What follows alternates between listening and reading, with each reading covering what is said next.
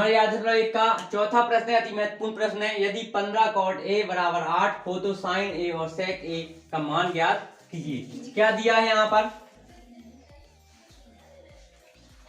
क्या दिया है? यदि 15 cot a बराबर 8 दिया है, cot a बराबर क्या हो जाएगा 8/15, क्योंकि त्रिकोणमितीय अनुपात के रूप में है। cot a का मान tan का पूरक होता है, cot a का मान tan का पूरक होता है। हमें मान निकालने के लिए सबसे पहले ये पता होना चाहिए कि लाल बटे कक आप हो गया। cot a का मान है तो आधार बटा लंब हो जाएगा, तो cot a बराबर आधार बटा लंब। इनकी तुलना करें हम तो हमें क्या प्राप्त होगा, आधार बराबर हो जाएगा 8 प्राप्त और लंब बराबर हो जाएगा 15 है। हो गया, आधार बराबर 8 हो जाएगा और लंब बराबर 15 हो जाएगा। अब बनाएंगे हम चित्र।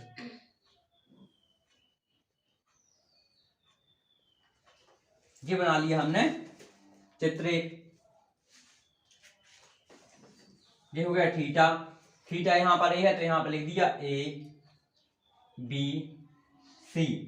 आधार का मान 8 है तो आधार की जगह लिख दिया 8, लंब का मान 15 है, लंब की जगह पर रख दिया 15। हमें आधार प्राप्त है, लंब प्राप्त है, कर्ण प्राप्त नहीं है। हम कर्ण ज्ञात करेंगे, इस त्रिभुज में लगाएंगे पाइथागोरस प्रमेय। त्रिभुज ए बी सी में पाइथागोरस प्रमेय से, पाइथागोरस प्रमेय होती है बड़ी भुजा का वर्ग अन्य दो भुजाओं के वर्गों के योग के बराबर होता है। बड़ी भुजा होती है कर्ण, तो कर्ण का वर्ग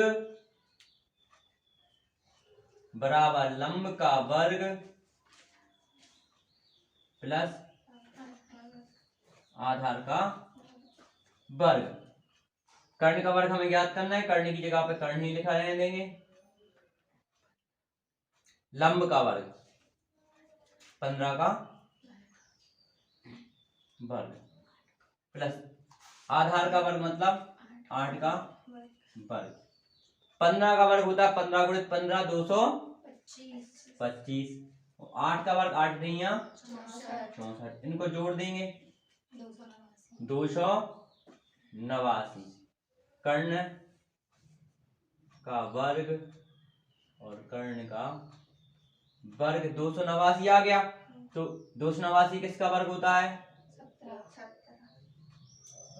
17 का वर्ग। वर्ग से वर्ग कट गया तो कर्ण का मान कितना आ गया 17, कर्ण बराबर आ गया अपना 17, तो यहाँ लिख दिया कर्ण का मान 17 आ गया। अब कह रहे हैं कि साइन ए का मान ज्ञात करो और सेक ए का मान ज्ञात करो, दो मान ज्ञात करने हैं। तो हम सबसे पहले लिखेंगे साइन ए बराबर लंब बटा कर्ण, यहां लिख दो लंब बटा कर्ण। तो साइन ए का मान लंब इसमें देखेंगे क्या है 15 और कर्ण की आवश्यकता थी तो कर्ण हमने निकाल लिया 17 जी, हो गया साइन का मान हो गया। अब सेक का मान निकालेंगे। सेक का मान sine cos tan cosec sec, sec का मान कर्ण बटा आधार, कर्ण बटा आधार। कर्ण कितना है देखो, कर्ण 17, आधार कितना है 8, दोनों हमने मान निकाल लिए। यहाँ सवाल अपना पूर्ण हो गया, समझ में आ गई। अब 8.1 का 5वां प्रश्न पढ़ेंगे हम, जो प्रश्न बैंक में 11वें नंबर का प्रश्न है, बहुत महत्वपूर्ण है इसलिए प्रश्न बैंक में दिया गया है। यदि सेक थीटा बराबर 13/12 हो तो अन्य सभी त्रिकोणमितीय अनुपात ज्ञात कीजिए। सेक के अलावा में सभी त्रिकोणमितीय अनुपात ज्ञात करना है। सेक के अलावा कौन कौन से त्रिकोणमितीय अनुपात बचे हैं देखो, साइन कॉस टेन कोसेक, सेक का तो है ही, और कॉट। हमें पांचों त्रिकोणमितीय अनुपात ज्ञात करने हैं, पांचों त्रिकोणमितीय अनुपात ज्ञात करने हैं। सबसे पहले हम हल करेंगे, इसको लिखेंगे सेक थीटा बराबर 13/12। सेक का मान ये तो मन में अपने लिख ही लिया करो, जैसे ये प्रश्न मिले तो ये तो लिखना ही है अपन को, क्योंकि इससे ही ये प्रश्न कंप्लीट होगा। यदि आपके ये मान सही आएंगे तभी तो प्रश्न सही होगा, यही तो ज्ञात करने हैं। सेक थीटा बराबर 13/12। अब क्रम से देखो, sine cos tan cosec sec, sec यहाँ पर है कर्ण बटा आधार, कर्ण बटा आधार, सेक थीटा बराबर कर्ण बटा आधार, तो कर्ण हो गया 13, आधार हो गया 12। अब हमें क्या ज्ञात करना पड़ेगा, लंब ज्ञात करना पड़ेगा। अब बनाए एक समकोण त्रिभुज, एक समकोण त्रिभुज बना लिया हमने, थीटा लिख दिया, क्योंकि यहाँ A B B C C D कुछ लिखा ही नहीं है, नाम में दिए गए, थीटा लिख दिया अपन ने, बना दिया।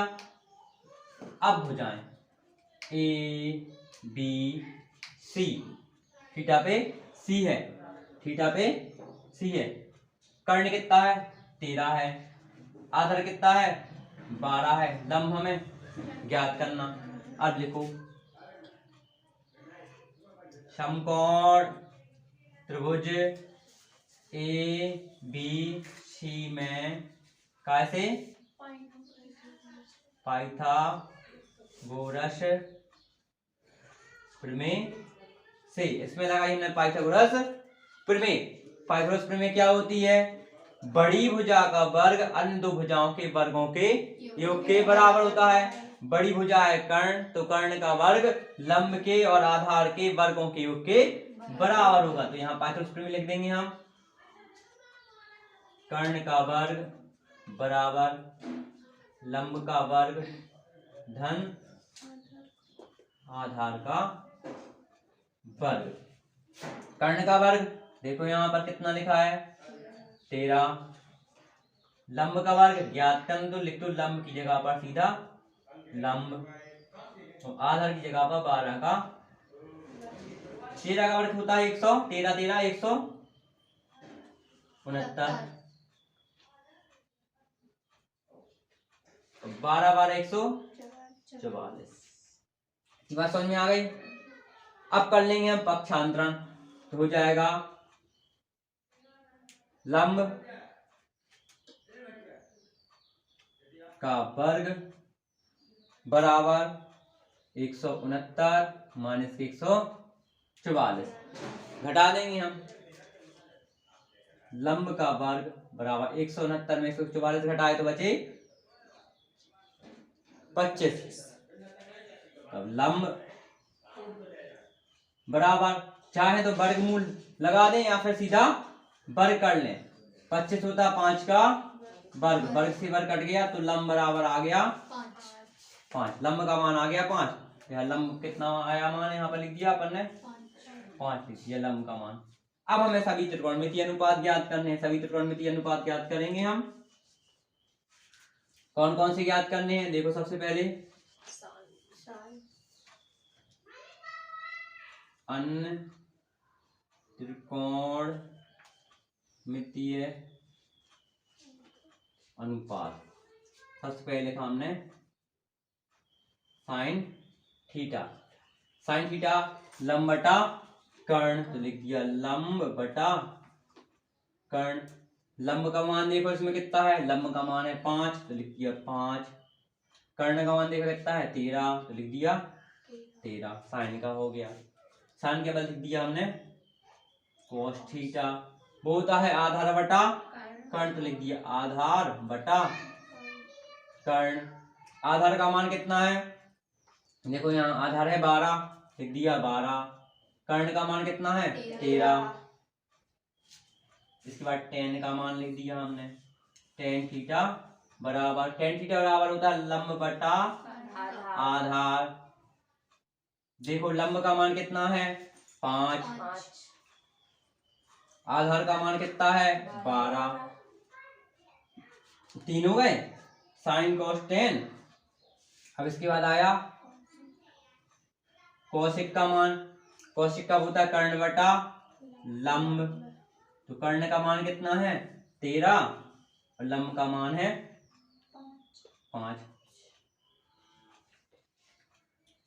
कौशिक सेक दिया है, अब लेके लेंगे हम इसका कॉट का, कॉट थीटा बराबर, कॉट थीटा बराबर क्या हो जाएगा आधार बटा लंब, आधार बटा लंब। तो आधार का मान कितना है 12 और लंब का मान है 5। इस प्रकार हमने अन्य त्रिकोणमितीय अनुपात निकाल लिए हैं। ऐसे ही अपन कोई भी प्रश्न आ जाए, कोई भी प्रश्न आ जाए, यहाँ संख्या दी रहेंगी, हमने उनको इस सूत्र को लिखा, यह पता है लंब बटा आधार कर्ण बटा आधार जो भी होगा निकाल देंगे और फिर लगाएंगे पाइथागोरस प्रमेय। पाइथागोरस प्रमेय से तीसरा जो मान होगा, तीसरी भुजा का मान ज्ञात करके हम सभी मान निकाल सकते हैं, चाहे उसमें 2 पूछे जाए चाहे उसमें 6।